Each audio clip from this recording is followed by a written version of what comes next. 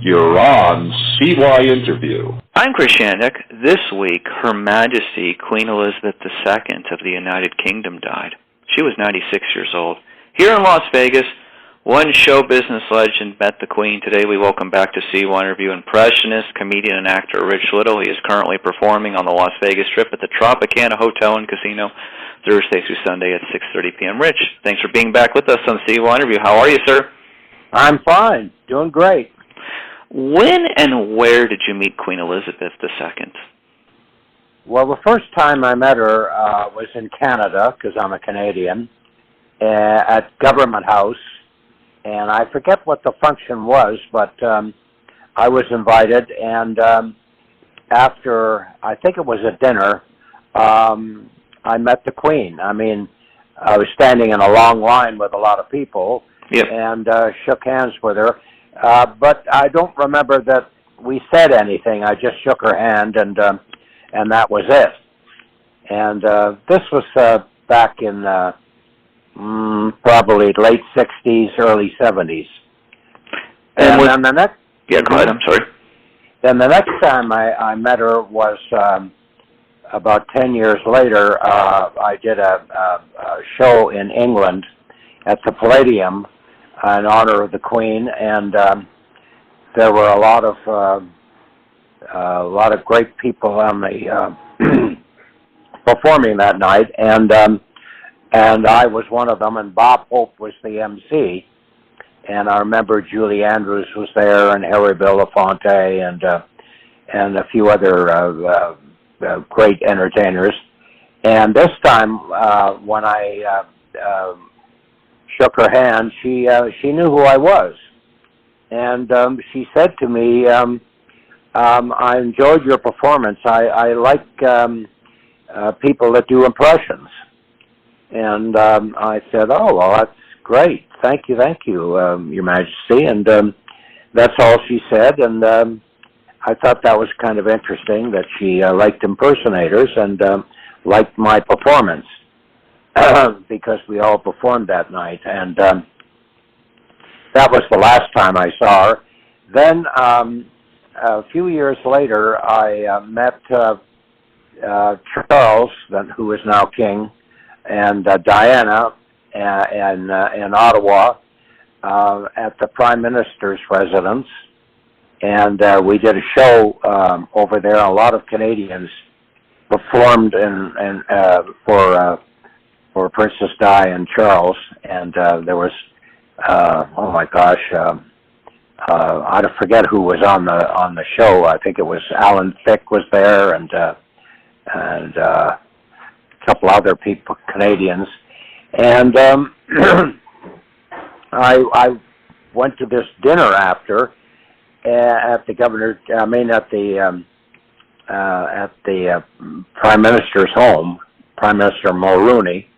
And I sat next to Charles, and we talked, and he was interested in a lot of things, and he wanted to know who I knew and what, he wanted to know about Frank Sinatra and Bing Crosby and people I'd worked with, and we had quite a good conversation.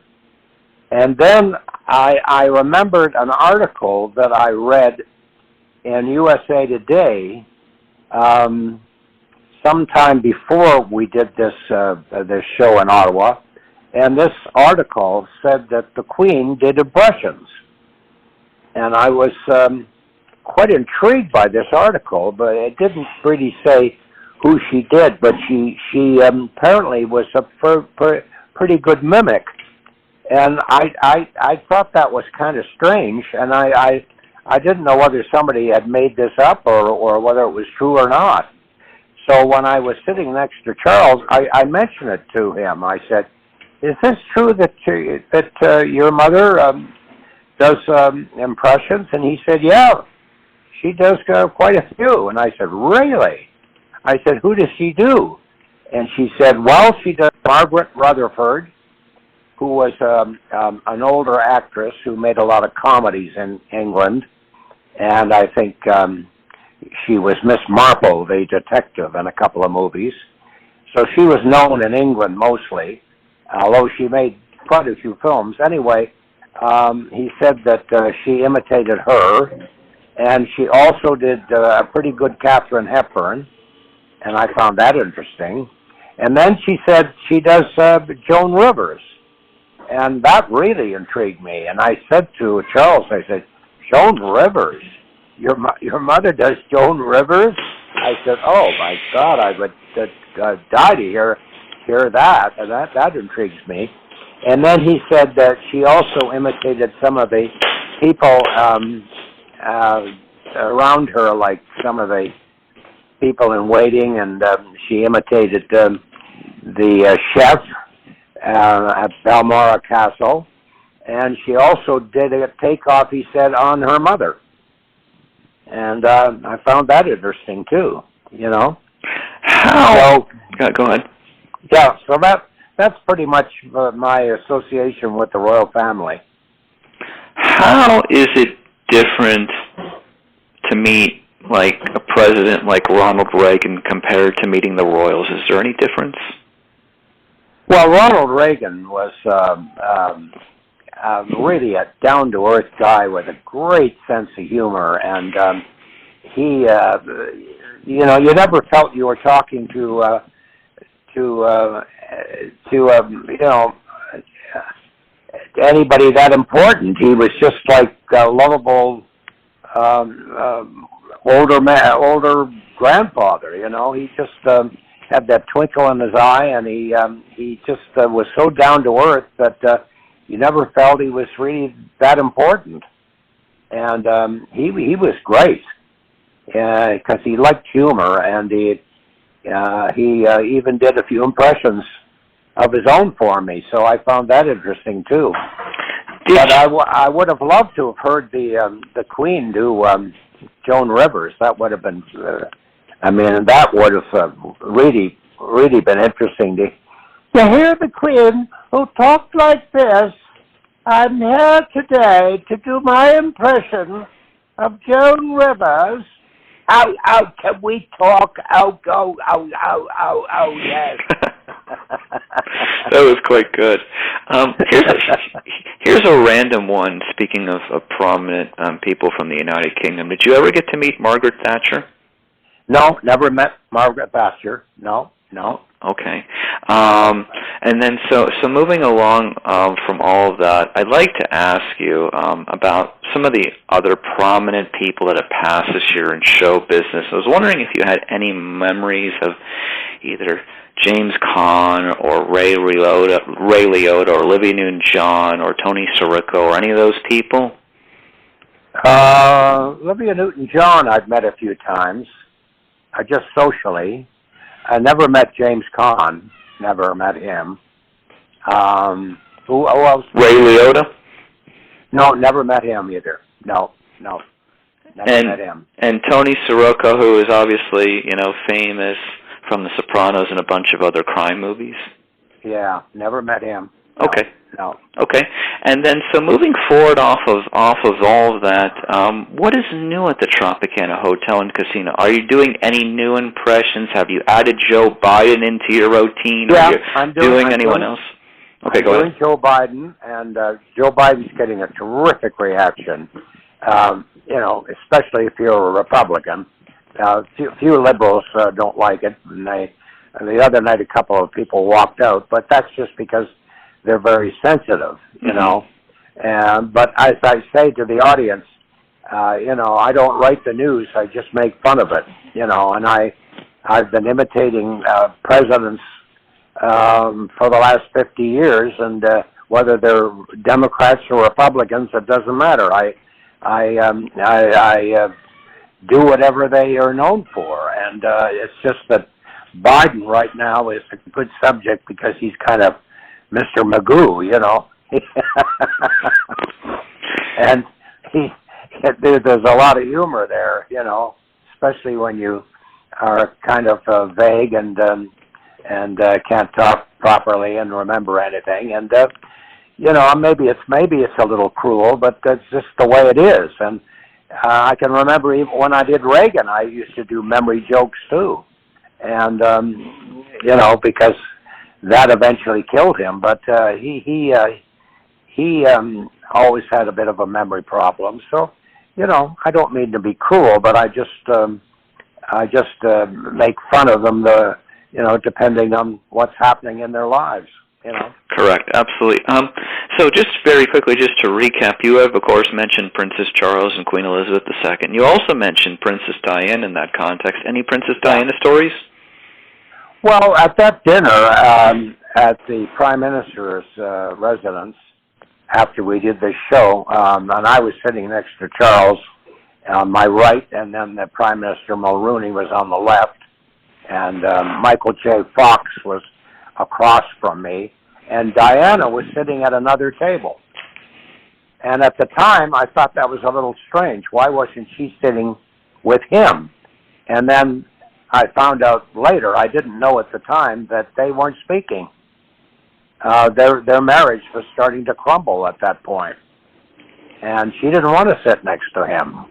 She was very gracious and very charming and beautiful woman, and was very nice to me and said a lot of nice things about the show and everything, but they had no connection at all, the two of them.